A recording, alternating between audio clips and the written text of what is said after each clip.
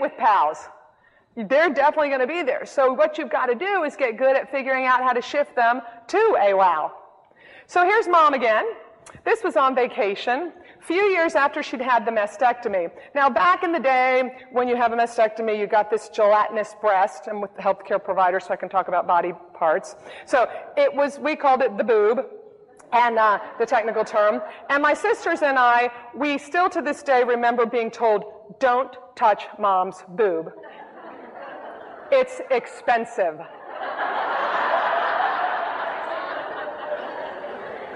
I guess that was before healthcare reform where you can get boobs cheaper, I'm not really sure. So, don't touch the boobs. So I guess maybe we're teenagers, we thought that would be kind of fun. So we're at the beach and we're all swimming. I'm with 17 of my cousins. Really fun vacation. We're in North Carolina. And all of a sudden, Mom's in the ocean frolicking around and she says, oh my God, I lost my boob. So my sisters and I, we know this has happened before. My aunts are like, Janet, really? Is it gone? Yeah. Okay, we've got to form a search party for the boob. She says, come on, kids, everybody, join hands. Now, the dads were not participating in this game. They were drinking beer on the beach, watching us, I'm sure. But so we all grabbed hands like a Red Rover line, and we started to walk.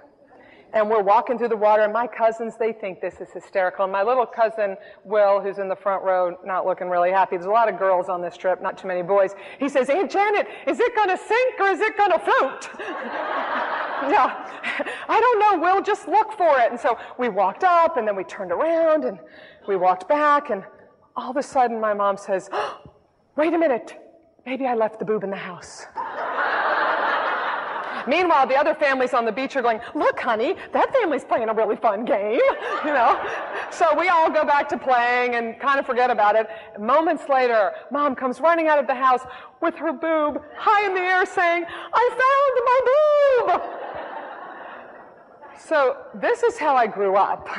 Yeah. So you're wondering how I learned to shift my pals to wows. I had my very own chief paradise officer living with me. So I started to think, because people had always told me I was good at this. I thought, well, I must take after my mom, And I thought, what was Mom doing when those big occasions happened? And what do I do? And so, of course, I had to come up with an acronym to explain it all. And I came up with this shift process. I actually started noticing what was I doing.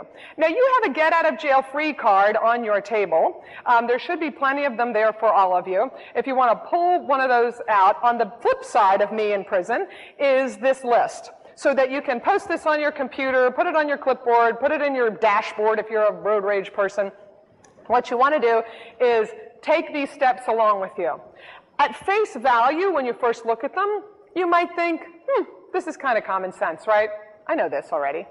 But when you dig a little deeper and you really try to implement them day in and day out, it can be a little trickier. So let's take a look. Let's say you've just gotten back from this meeting. You've got all kinds of good ideas, and you've received a very lukewarm response from others. Not that that's going to happen, but on the off chance that it does. So it feels like a pow, doesn't it? That's upsetting. You were all excited. You got your plans together. Your whole team's back, and then nothing. So first thing you do is you stop and take a deep breath. Everybody right now, deep breath. How many of you was that the first deep breath you took today? Yeah, unless you went to yoga this morning or you do meditation, you probably haven't, because we don't take a lot of deep breaths. What does that do for you? It trips your brain. It gets your brain to go, hello, something different's going on.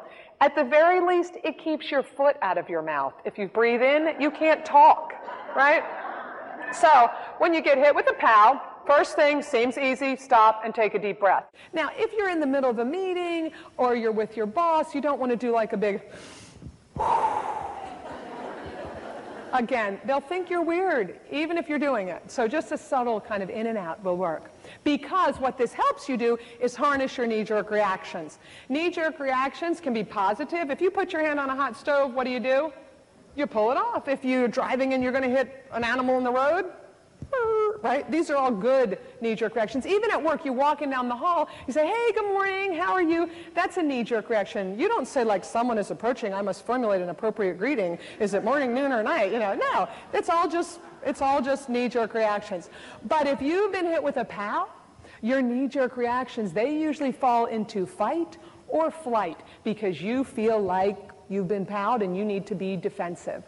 So you might be the commander-in-chief. All of a sudden people don't agree. You're going to start bossing everybody around. Go right to, command and control. You might say, whatever. That is the 2011 version of flight. You can't run from your office, so you put your hand up, you say whatever, and you walk out, right? Mentally, if not physically. Or you could become Eeyore. Oh no, it's never going to work, right? We all know those folks. They get very sad, and your shoulders hump down. So those are some typical knee-jerk reactions to kind of presenting the ideas, no good response. The knee-jerk reactions are what you do. Your negative emotions are how you feel. So notice it says identify and manage negative emotions. It does not say identify and study. Hi, my name is Jennifer Warren and I'm CFO at Purcell Municipal Hospital in Purcell, Oklahoma.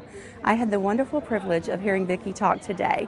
Her speech was the perfect start to the second day of our Healthcare Service Excellence Conference here in New Orleans, Louisiana. She was moving. Her professional side of the speech was empowering. It gave us information that we need in our everyday workplace, but then the personal side of her speech about her struggles and her journey and her winning was very uplifting, and I think just gives us all the message that we need to go out and live our everyday lives. Again, it was a great privilege, and I was honored to listen to the speech. Thank you. My name is Natalie Edwards, and I work in employee engagement for the Harnett Health System. And listening to Vicki today really brought to mind that I was going about employee engagement the wrong way and not tackling those who were in Paradise Prison the way that I needed to. So I made a lot of good notes, and I am ready to go back and be a CPO. Thank you.